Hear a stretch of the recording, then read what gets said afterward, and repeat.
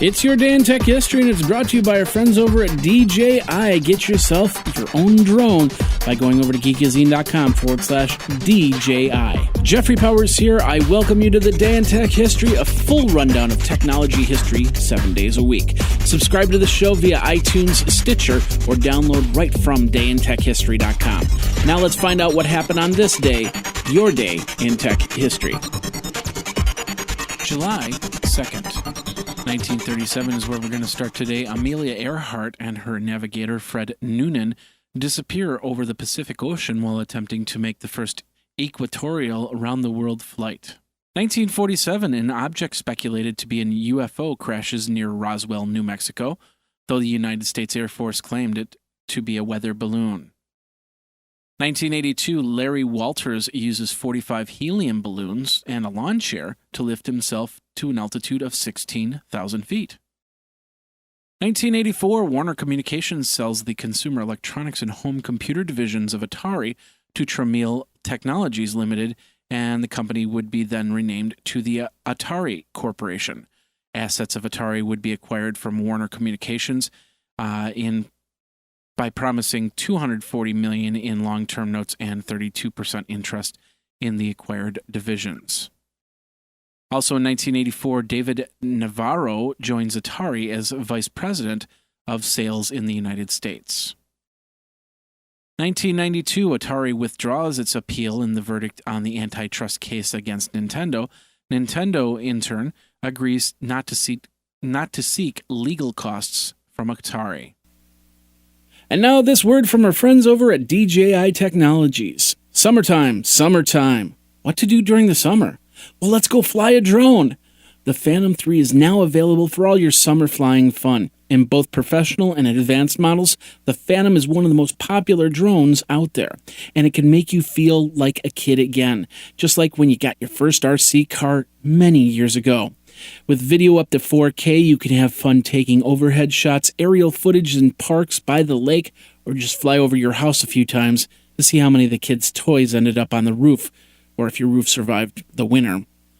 I encourage you to go over to geekazine.com/DJI so you can get free shipping on that DJI Phantom, and it supports the Day in Tech History, and I thank you very much for that. Go over there, geekazine.com/DJI, then go out to the park and have some fun. Geeky fun with DJI.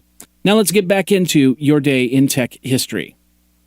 Heading back in at 2001, Earthlink raises the monthly fee of its basic internet access from $19.95 to $21.95.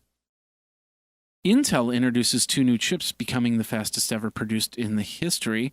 They target business installations and personal computers. The Pentium 4 1.8 gigahertz featuring a dual RD-RAM memory bank, 400 megahertz bus system, and a 0.18 micron process technology for $562. And the Pentium 4 1.6 gigahertz is also released for $294. Also in 2001, the Napster peer-to-peer MP3 file sharing system, which was used mainly to copy and swap unencrypted file songs for free, voluntarily suspends file sharing and shuts down to fix technical problems to its latest filter upgrade. 2002, Yahoo.com is redesigned and announces that other services such as Yahoo Mail would undergo the same redesign process. The new design, new features would be implemented, including a new navigation tools, DHTML drop-down menus, different category tabs, and a new user customizable color scheme. 2008, Michael Dell acquires nearly $100 million in shares in Dell Computers. Stock instantly rose 4.5% because of it. Also in 2008, Guinness Book of World Records officially gives Mozilla the prize for the most downloads in 24 hours. 8 million copies of their browser software were downloaded on the launch day, despite the small glitch that kept the site down for a couple hours.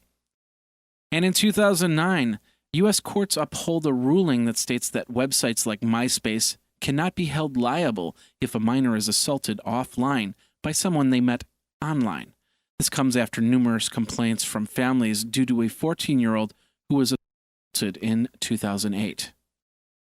Also in 2009, something similar, Lori Drew's guilty verdict was overturned. Lori was the mother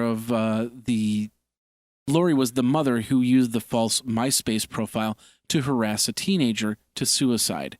A judge ruled that prosecutors could not use the Computer Fraud and Abuse Act against Lori. Advocates of the blind sue Arizona State University for promoting Kindle to purchase textbooks. Microsoft pulls an ad where a woman vomits after looking at her husband's laptop because he didn't have IE8 installed. And Finally Fast sues Google for keyword squatting. It's one of many Google lawsuits that they begin facing for taking over keywords for Google. And in 2014, Lindsay Lohan sued Take-Two for using her likeness in Grand Theft Auto 5. The character Lacey Jonas is too similar to her. And Amazon sued Zoltan Zabardi because he left Amazon to work for Google.